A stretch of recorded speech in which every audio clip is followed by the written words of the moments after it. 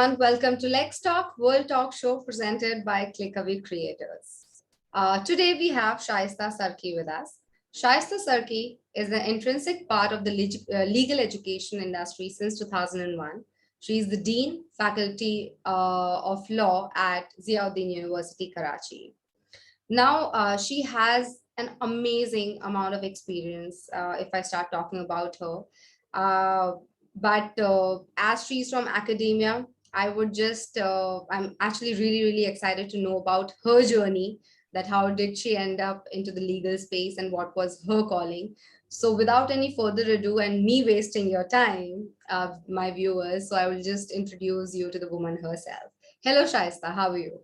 I'm good, Bharti. Thank you so much for giving me this amazing opportunity to introduce myself to you. I'm delighted, more than delighted to have you with me. Thank you. Thank you so much. Pleasure is all ours, Shaaista. No doubt about that. We're really excited to know more about you and more about your views on the trending topics in the legal space that are going on, especially from academia. So please throw light on your journey so far. Okay, it was during 9/11. Before that, it was around fall 2001 that I landed in US for my master's in law. So it was a Beasley School of Law at Temple University. So it was a month only I had joined in when 9/11 happened.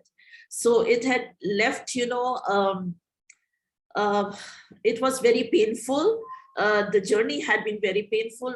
That semester was very painful, distressing. I was wretched then. But then again, we bucked up and I completed my master's and I returned in 2002. While I was there, my concentration during my studies was on human rights and comparative constitutional law. Firstly, I would say I was,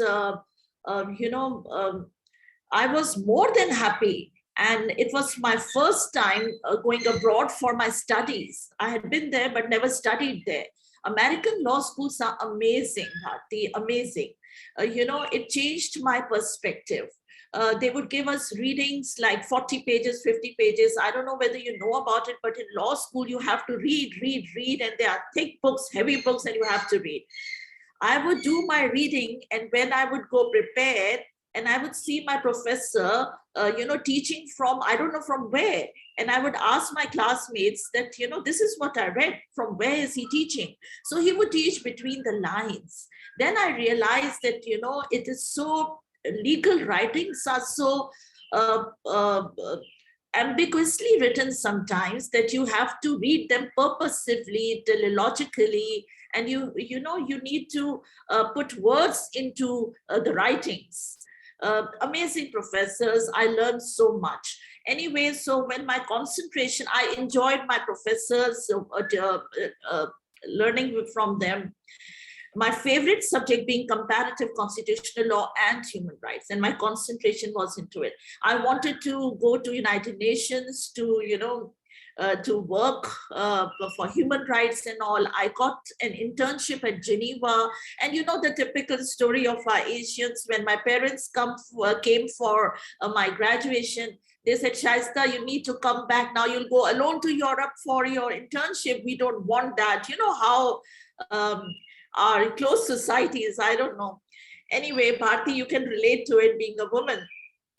I had tears in my eyes, and I thought that, my parents had taken this opportunity from me for going to Geneva and, being a human rights activist and blah, blah, blah. I was crying throughout my way back to Pakistan.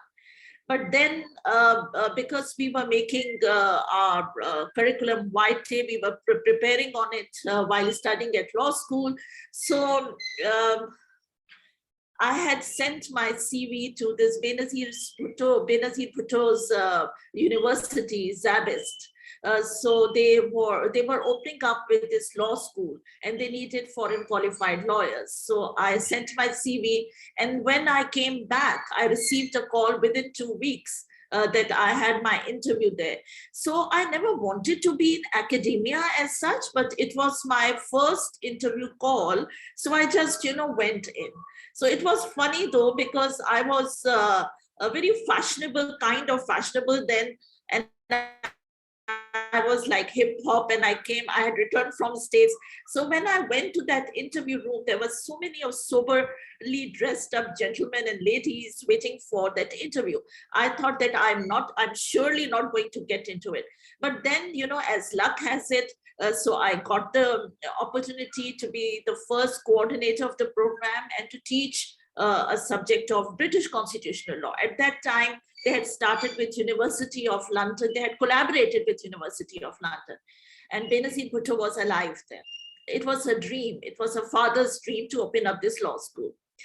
So anyway, my association with Zabist lasted for 16 years. So we were affiliated with this University of London. For that, I worked really hard, and I introduced those legal writing skills and those teaching methodologies that I had learned at American law school.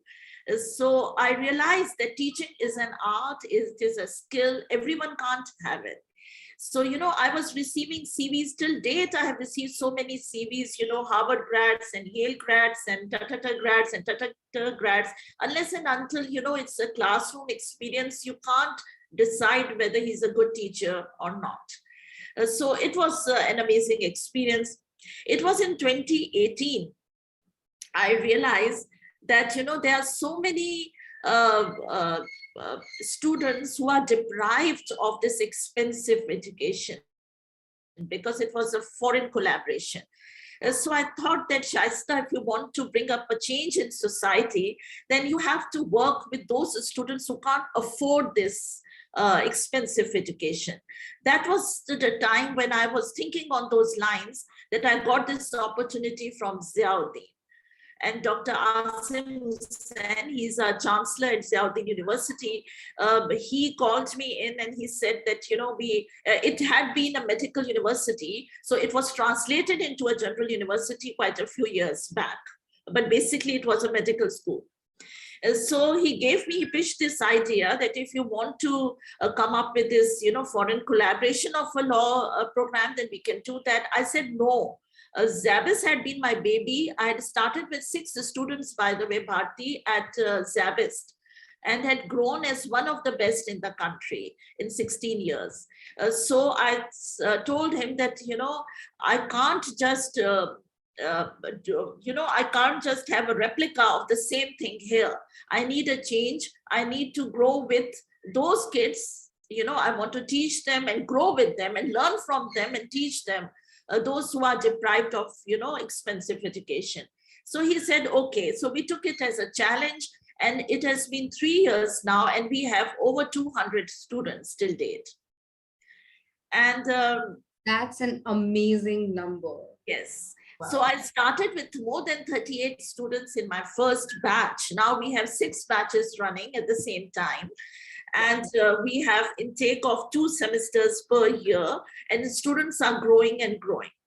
Wow. So this is the journey how I started. I just wanted to be a human rights person. From that towards academia, it has been now almost 22 decades, almost. So I'm enjoying it, and trust me, administration is one thing, teaching is totally another.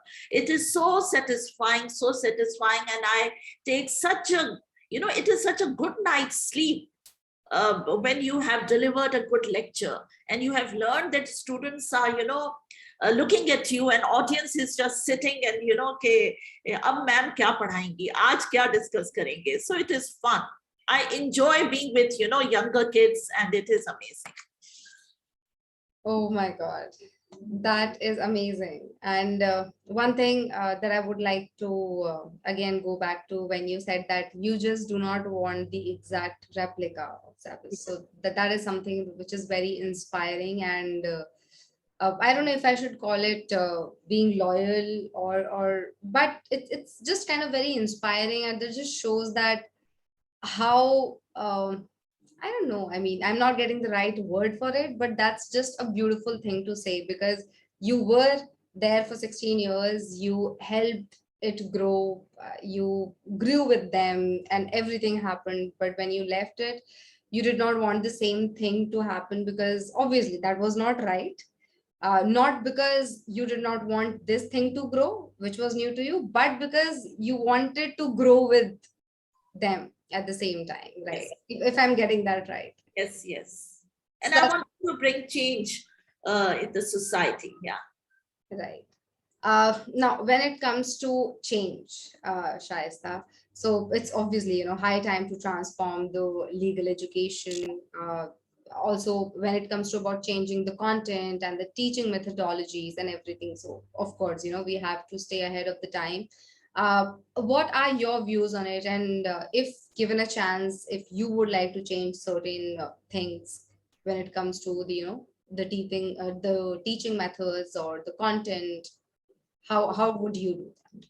Okay, so Bharti, firstly, for me, education is a national security issue, especially for Southeast Asia.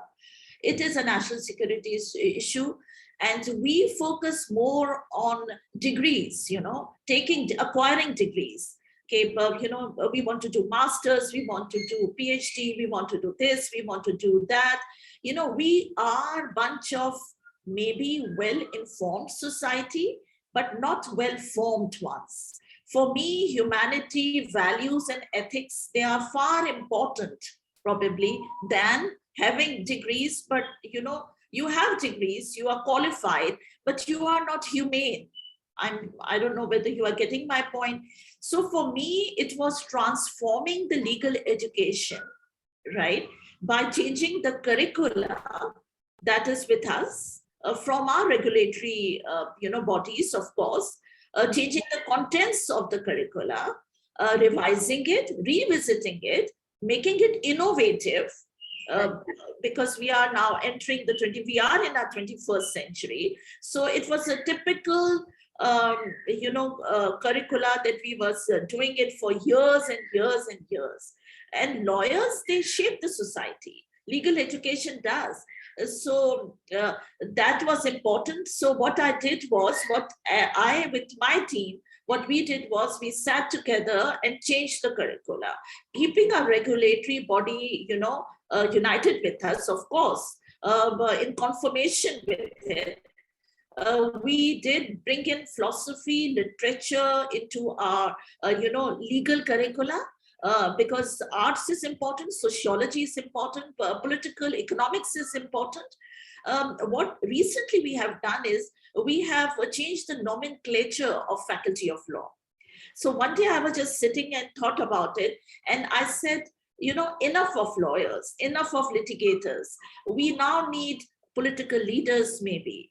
I don't know, you are very well aware of it, that we lack good political leaders. So, law and politics goes hand in hand. So I keep telling my students, you need to become a political leader. Stop being followers now. Right. Start being leaders. So for that, we have changed the nomenclature from Faculty of Law to Faculty of Law, Politics and Governance. For that, we needed to inculcate or incorporate courses on politics and governance. This is what we did. So we moved from 160 or so credit hours to more than 175 credit hours. We involved our students, we have involved our students on research, because universities, if they are not doing research, it is a shame. So the students should be doing research when they are in their undergrad studies. So what I have we have directed our faculty members is that instead of, class teaching, of course it is important, engaging students in any research project would be great. So students are now enjoying this research. And those faculty members who are into research, they are sitting with them in research rooms, they are directing them, teaching them research methodology. And we have made sure that students, they do research, in-depth research before they graduate. So this is important. Plus, we have introduced a legal incubation center in our law school. It is something different, something new, because I had seen that there are so many lawyers that law school produces. They are in the court and there are millions and millions of lawyers, but but their future seems bleak. So we decided that our graduates should be independently, they should, as soon as they graduate, they should not be dependent on any law firm per se. They should be independent. So during their law school tenure, during their classes, during their semesters, they have to do the internship. So we associate them with a law firm. So they do internships there. They do in-house training. So they are, all fit to become independent lawyers. And now what I have to do, I have decided on opening up boutique law firms for our students. So it's a novel idea, but this thought came to me once, and I said that we should have our own, law offices in our law school, so that students who are, studying, they are doing internships at different law firms. And as soon as they graduate, they start practicing at, Ziauddin Law Chambers, maybe. We could name it, So this is also an idea. And one thing more, Bharti, that studying law doesn't mean that you become a good litigator or a lawyer. It means that you can become not only a political leader, you can join an NGO, you can be part of academia. Right. Or you can, you do so many things. And if you don't want to do anything, at least you can be an all-rounded personality or good human.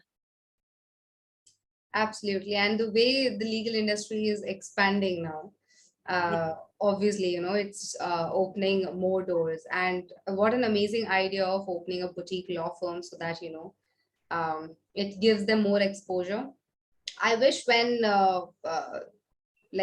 we were graduating, things were like this, because it was more of just reading a night before, just studying a night before, and whatever we learned, just putting that onto our papers. I really wish that it was the other way around, that children are, or like the students are doing the research and learning more, because till the time you do not do it yourselves, you'll never know. I know. So there has to be a shift from rote learning towards more, a critical thinking approach. Exactly. So, yes, because there had been a divorce between law in books towards and law in action. So we are more about law in action rather than law in books. Absolutely. And actually, it goes with every subject. Yes. Right. Absolutely. With every subject. I could just relate to it. Wow. Okay. So since we were talking about, transforming the legal education and changing the curriculum, the teaching methodologies. So can you also throw light on the research-oriented legal education? Yeah. As I said, the idea was basically to engage students into a lot of research so that, they are also part of the research journal that we are about to produce. That is Ziauddin Law Review. So because we have recently established, it has been 3 years. So now we are about to produce a research journal. And we want students to, do that much of an amazing research so that it is part of that journal. So they take this ownership of that journal. So there are faculty members who are like they have done their masters and they are good into research. As I said, that so we make research groups, of students and faculty. They sit together. They go through 3 weeks of training, and then these students, they produce research. on any subject matter, on any matter whatsoever, be it a social issue or any legal issue, whatever they want to write on. The problem, what we were facing is, especially when it comes to, COVID and online teaching was, plagiarism. So it was so common for students to just copy paste. So that was it. And, unfortunately, Bharti, there are content writers available that charge, certain amount of money and they write for students. So it was for me, I was initially, I didn't know that. So I was totally impressed when I would, go through the assignments and during COVID, because we were online. Then I realized that something is wrong here. So I said, I'm not going to do my final exams online. I'll do Viva one-to-one. And when I did Viva, I realized that they actually do not know what they have submitted. Oh my God. It's that they have paid money. They confess that. Yeah. It was very alarming. It is alarming. It is, but I'm more interested in knowing that how many of them had paid for it. Everyone. Quite a few, not everyone, quite a few, because they were weak in their English skills or legal skills whatsoever. So and it is the shortest way, and sometimes the students from different parts of Pakistan. So they would just, pay them via Easy Pesa, and they would do that. They confess.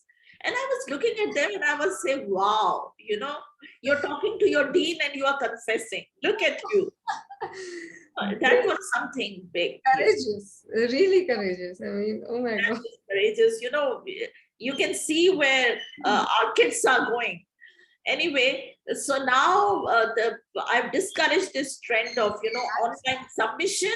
So now it is, thank God that, COVID is lightened. So students are back on campus. And I do Viva, face to face. They come to my office or I go to the boardroom and we do research and we discuss it. And then, passing rate is not that high, but because we need to produce quality graduates. Also, I was just thinking that I'm not that old, honestly, so like the way I'm saying it. But let's say 5-6 years back when I was graduating, I did not have that kind of brain. And I'm telling you honestly that none of us had that we could do this, but and I guess technology is something which has to be blamed here for all of these things. Yes. These mobile phones and, these softwares and everything. So students are so smart. I don't know from where they get these brains. I mean, we were not even allowed phones, Yes. right? We had to go to the library because we did not have phones when we were in our hostels. Yes. So we had to go to the library, read the books, do the research, make our own assignments, like written assignments, not even on laptops. And that was and it was not a long time back. It was just like 5 years back. And now time has changed. Time flies, things have changed. It's a different world altogether. And we have 2 centers also. I must mention, we have Center for Human Rights, because human rights, as I said, it had been very close to my heart. So first thing what I did was I created this Center for Human Rights. And then we have a director for Center for Human Rights, Syed Masha, who is, looking after this center. He's producing research, doing webinars on human rights. He's teaching for human rights and civil liberties. And then recently I established this Center for Law and Technology. So there was this, we have this Mr. Ali Hassamul Haq. So he's master's in laws from Netherlands, and his thesis or dissertation is on law and tech. So I created this center so that, students are connected with latest technologies. And he's into intellectual property rights also. So he teaches these courses. And, one day I hope, and as we are growing fast, so I've told them that, these centers should be, should grow big. And one day they should be institutes, inshallah. Let's hope. as we are talking about technology, just one thing that I wanted to ask quickly, Shaista, that what are like the most commonly used tools for you? I mean, you know about my technology, and like I have like zero skills when it comes to technology. I don't even know how to hang up my like phone and disconnect my phone, honestly, and I'm being really, really honest about it. But what, like, are you able to, since this pandemic has started, how difficult was it to switch from like the physical things to virtual things, and then what did you start using? How was the journey since the pandemic has started? How Well, it was? well, Bharti, to be very honest, it was difficult for me as well because I wasn't born in that era where, technology was so cool, right? Yeah. So it was, I was the last person to understand how to use Google Meet. For me, it took a while to get a hang of it, but my team, they did it like this, and this. And these days, I look at 6-year-old or a 2-3-year-old, and they are using this technology like, even if I'm using phone, I do like this, and they are just, how it is, so fast. So anyway, so now I've got a hang of it. So we use Google Meet, of course. We do Zoom also. We have Blackboard also. Well, the students, they learn fast. But I myself, we use it when especially we have presentations, multimedia and all that stuff. And we have WhatsApp groups, of course. Things are, if it is being abused most of the time, but it is too useful a technology as well, of course. It is quick, it is accessible. So instead of writing emails on a group, we have, WhatsApp groups of each semester. So we have to give readings. We just, send a message.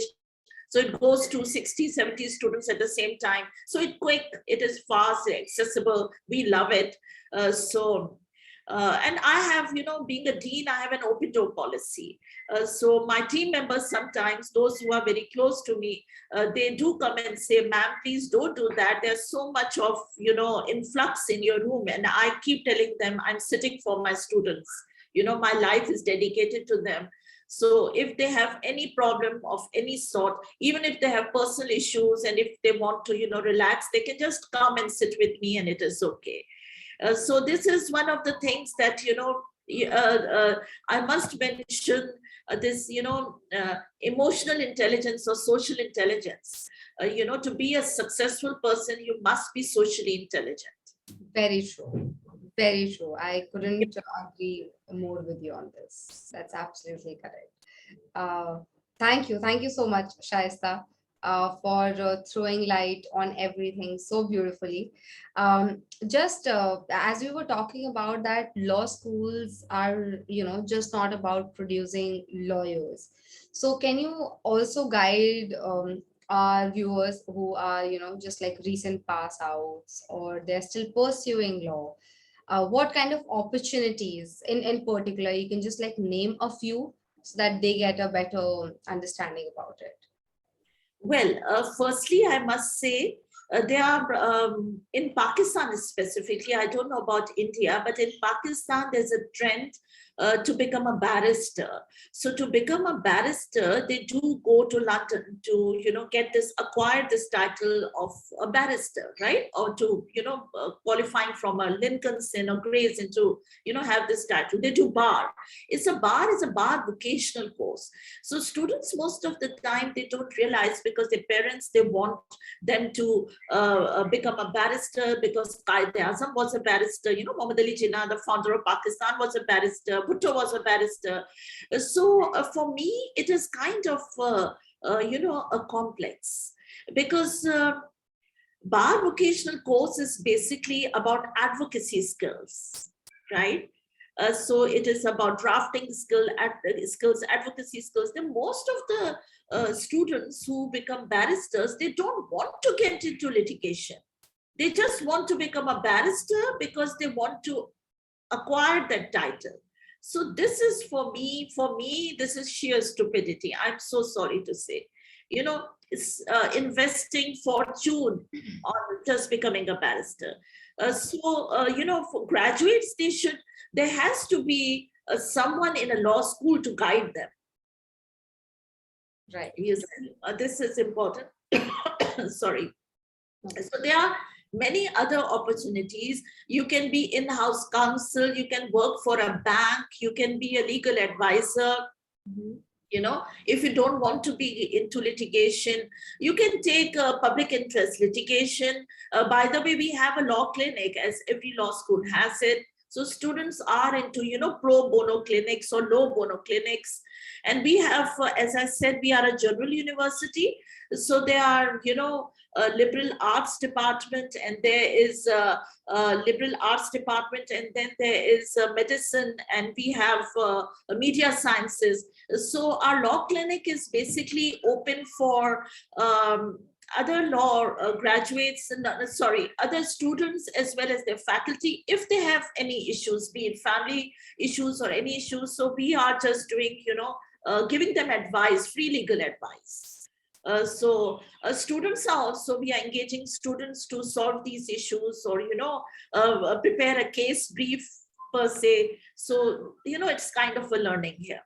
So yeah, sorry, back to your question. So it is not all about, becoming a lawyer.